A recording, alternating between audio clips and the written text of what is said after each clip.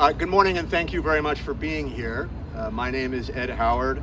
I'm the senior counsel for the Children's Advocacy Institute at the University of San Diego School of Law. We're here today with a very simple three-part message for our treasured and admired friends and allies in the legislature who we know care deeply about children. We're here with a three-part message that we ask that they think about when weighing whether to treat government differently than everybody else when it comes to preventing child abuse. First, there is a 100% foolproof way to guarantee that governments operating on our tax dollars on our behalf will never again, ever have to pay even a single penny, let alone significant sums, in child abuse lawsuits.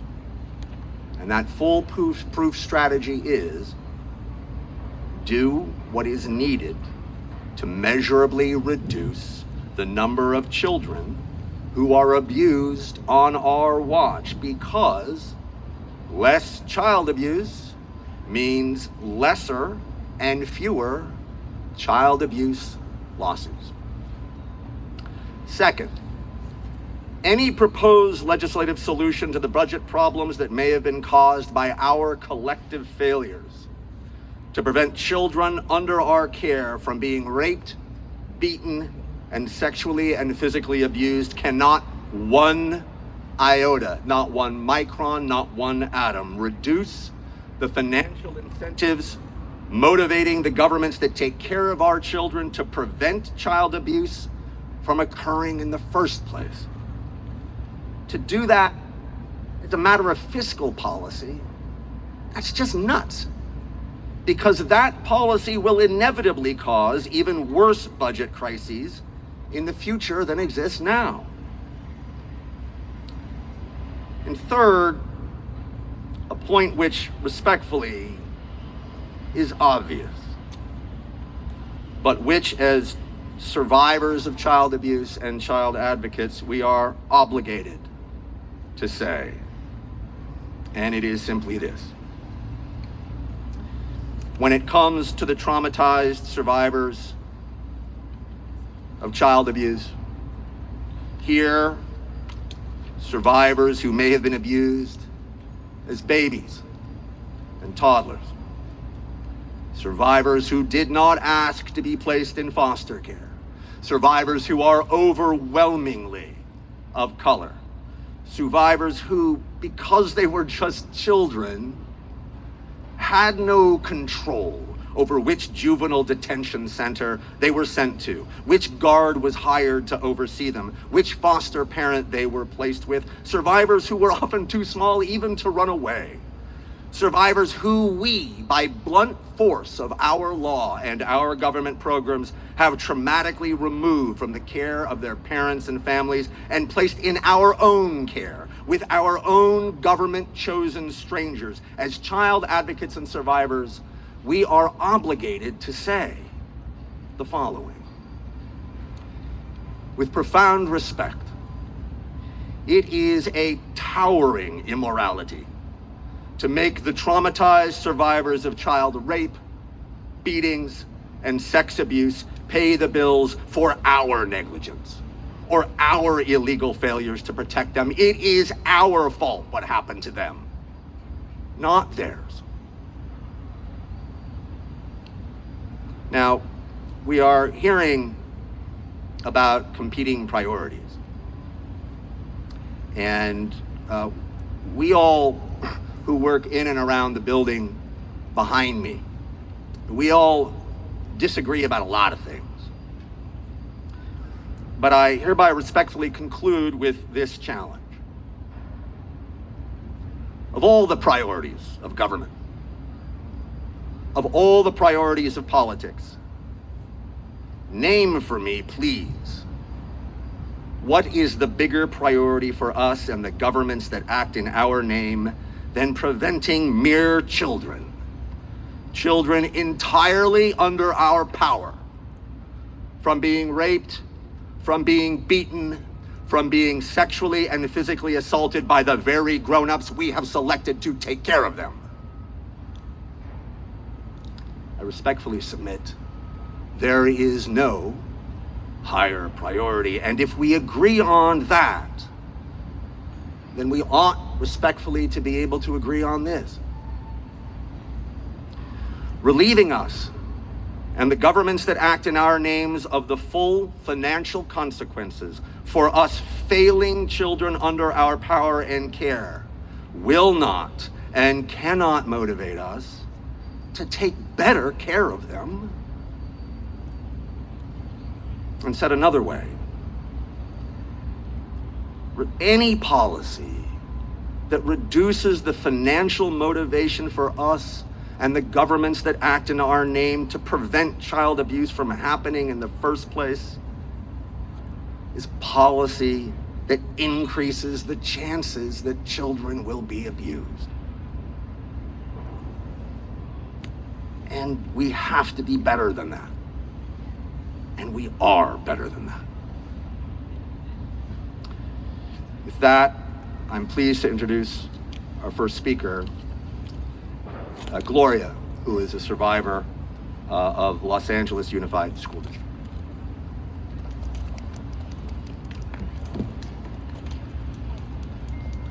Good morning. First of all, I would like to thank God, my Lord, my Savior, for giving me the strength for being here. My name is Gloria. I'm here today as a survivor. I became a survivor at the age of 6 years old. I have to be honest, I never imagined I'll be standing here in front of people speaking about what happened to me. For a long time, even saying the word survivor out loud was difficult. There is so much that comes with surviving abuse. It's the trauma itself, but then there is everything that comes after. There is the fear of telling someone, the fear that people won't believe you, the shame that comes with never yours to carry, but somehow is carrying it anyway. And sometimes there's a question of whether speaking up is even worth it. Eventually I realized something. Staying quiet doesn't make what happened disappear. It doesn't help the next person who may be going through the same thing. That is why I'm here today. I am here because survivors should not have to fight all over again just to have our voices heard. When politicians make decisions that affect survivors, I want them to remember that we are not just numbers, statistics, or names on a piece of legislation. We are real people. We are mothers and fathers. We are daughters and sons. We are sisters and brothers, friends, and members of our communities. We go home after this press conference and we raise our children. We go to work. We try to heal, and we wake up every day carrying things that most people will never see. For me, speaking about my experience has been part of taking my voice back. I want to think that one of the most important things as a survivor can do, not because speaking is easy, but because someone took our choice away from us when they harmed us. We deserve to have those choices again. We deserve to have our voice. We deserve to have access to justice. And we deserve laws and protections that recognize how difficult it could be for a survivor to come forward in the first place. I worry about what happens when political decisions make those paths harder for us. Because if you have never been a survivor, you might look at a law and see words on a piece of paper, but a survivor sees something very different. We see whether laws give us chances. We see whether it gives us somewhere to turn. We see whether someone is finally willing to listen, and we remember how much courage it took just to get to this point. I don't believe survivors are asking for a special treatment. We are asking just to be treated with dignity. We are here asking to be heard. We are asking our elected officials to understand that changing protections for survivors can have a very real consequence for real human beings. And I want to say something directly to the people making those decisions. Please don't forget about us. Please don't make decisions about survivors without listening to survivors. Please, because we are the ones who have to live with this consequence. I know that speaking publicly about something so personal isn't easy, but if my voice can help another survivor feel a little less alone, then standing here today is worth it. And if my voice can remind everyone in a position of power that behind every survivor is a human being who is trying to put their life back together, then I will keep using it. I am not standing here because I want anyone's pity. I'm standing here because I survived, and because surviving gave me something I didn't have before, a voice. I want to use the voice not only for myself, but for the survivors who are still afraid to speak, the survivors who are still trying to find their words, the survivors who may not yet believe that they deserve justice. We deserve better. We deserve to be heard. We deserve to be protected. And we deserve a government that stands with survivors instead of making it harder for us to come forward. I want to thank the Korea Law Firm for believing in me and standing by me.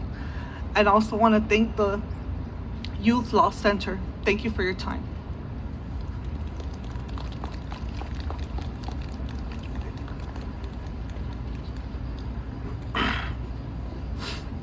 Thank you, Gloria.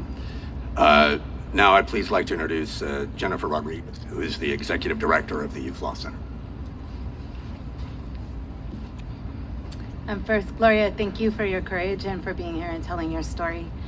I'm Jennifer Rodriguez. I'm the Executive Director of the Youth Law Center, and I grew up in foster care and juvenile justice systems, and I'm also a survivor.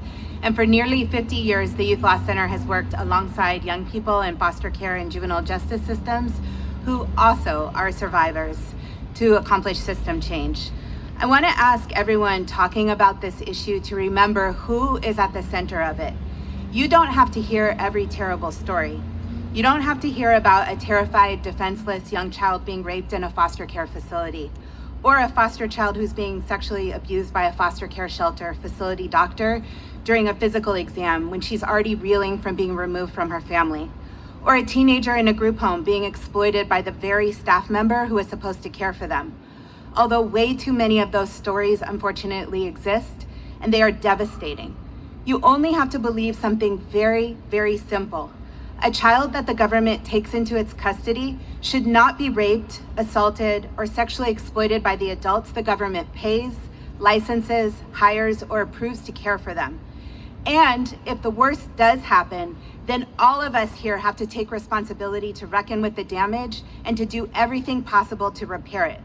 Because all of the settlements that we're talking about, they did not appear out of nowhere. They arise from terrible, terrible harm to children. Harm that can change a life, harm that can take away a child's sense of safety, their trust, possibility, their ability to engage in relationships, their education, their health, and their future.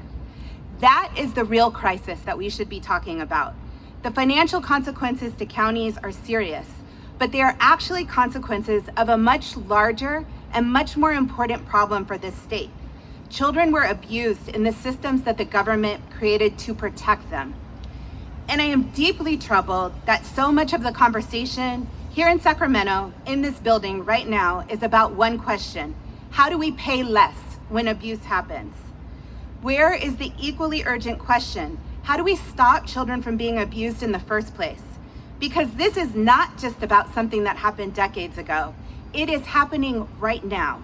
Just a few months ago, we learned of allegations that a staff member at a Los Angeles County group home sexually abused a 15-year-old boy, and if you need the proof, she became pregnant. Just last month, a county therapist was arrested on felony charges that she raped a child in Contra Costa Juvenile Hall, with the abuse starting when he was only 14 years old. We continue to see allegations involving youth in foster care, in juvenile detention, and in other government-controlled settings. So when we talk about liability reform, we can't pretend that we're simply cleaning up an old financial problem. There are children who are sleeping in these systems tonight, children who still have no choice whatsoever about where to sleep, children who can't choose the adults who supervise them, children who may be afraid to report abuse because the person that receives the complaint works for the same institution, children whose records, placement, discipline, their contact with family, and their access to safety are controlled by the adults around them. And that extraordinary power for children has to come with extraordinary responsibility. We're not asking for children in foster care and juvenile justice to have more rights than other survivors. We're demanding that they not have fewer. Last year, lawmakers were asked to roll back the statute of limitations specifically for our children that were harmed in foster care and juvenile justice. We are grateful that the legislature rejected that approach and refused to create a lesser path to justice for our youth, but now we need that same principle to guide what happens now. The legislature needs to act with extreme caution to ensure that the reforms that are being considered, retroactive caps on damages, different standards for abuse inflicted by a public system, higher bars for producing evidence that systems control themselves, that they don't create a harder path for justice for children that were harmed in foster care and juvenile justice. If California truly wants to reduce the enormous cost of these cases, then reduce the harm that creates them. Keep children out of unsafe institutions. Close the facilities where abuse and dangerous conditions persist.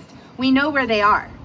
Give every child confidential access to their lawyers, to ombudspeople, to family, to advocates, to community members, and to trusted adults. Act immediately on children's allegations that they are scared, that they fear retaliation, that they fear exploitation, and staff bad conduct before another child is harmed. Build family and community-based alternatives so fewer young people are isolated in these institutions where adults hold almost all of the power. California should not be making abuse cheaper without making children safer. Survivors of abuse deserve justice, and children who are still in these systems deserve something that is even more basic. They deserve to not become survivors in the first place. Thank you. Great.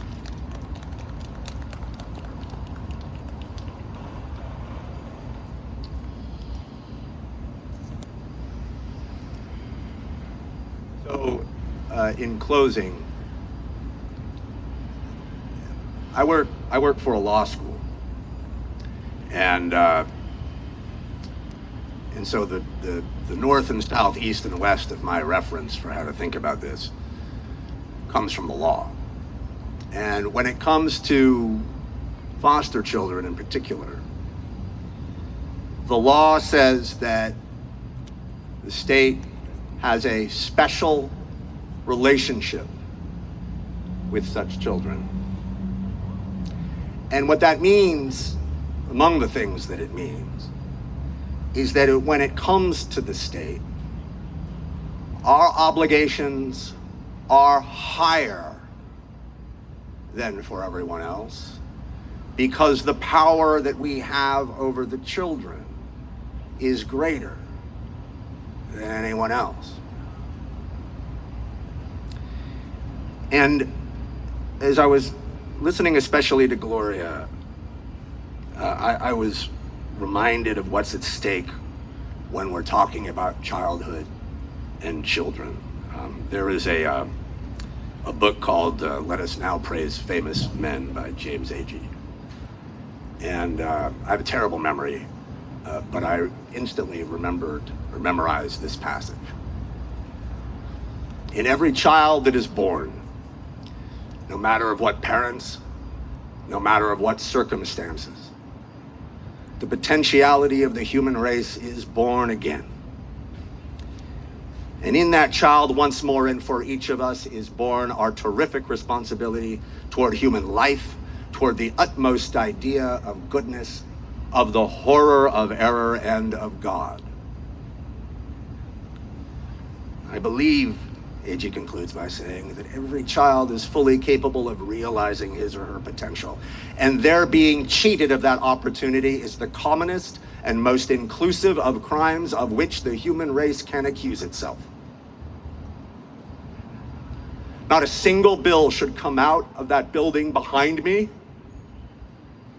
that makes it tiny bit more likely that a child will be abused. Pleased to answer your questions.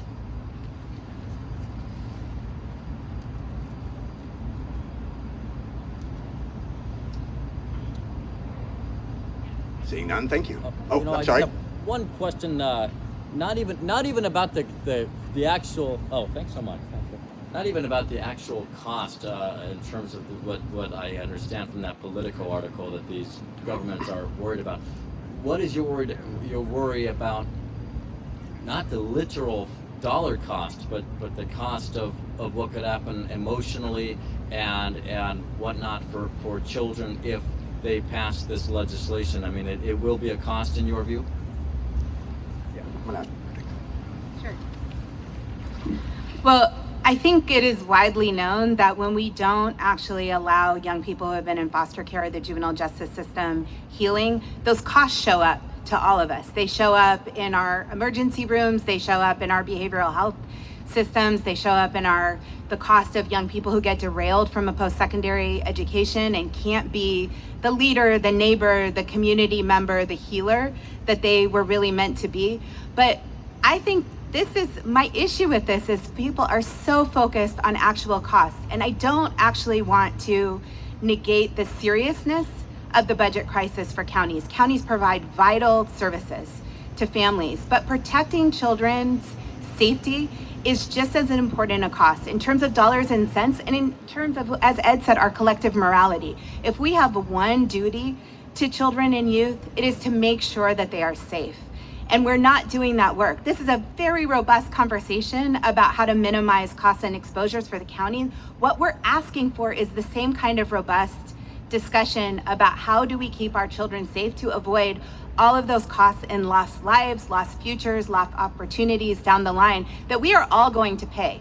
You are all going to pay if you have a young person who didn't get the support that they need, who becomes your child's classmate, or who becomes your neighbor in your community. And those are avoidable costs. We can absolutely prevent those now.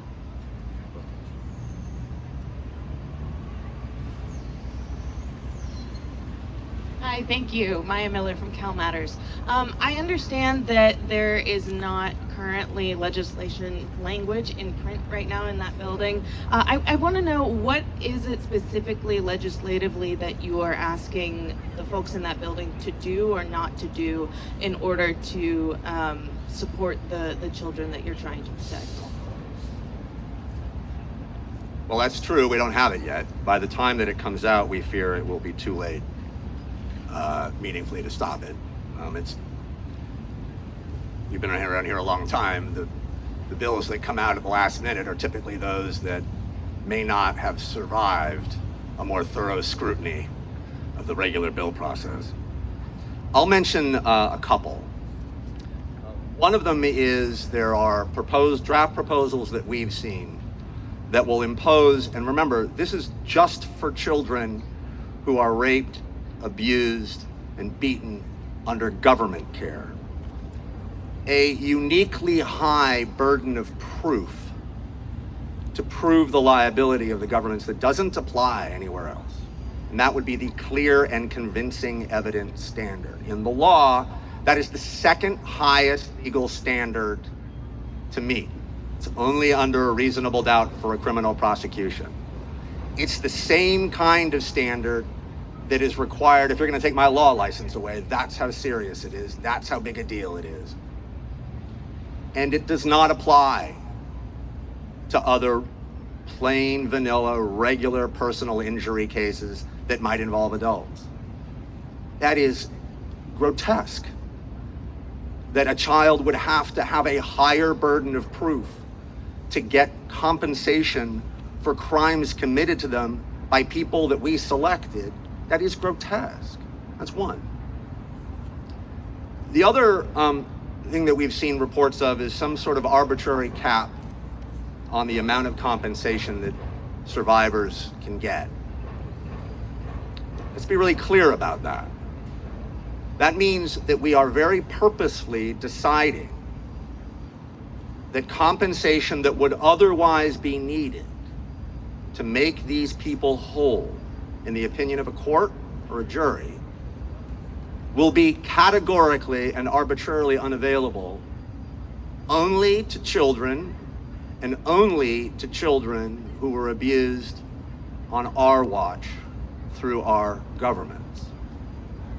That is a gross miscarriage of justice in our view, to treat everyone as if they're the same.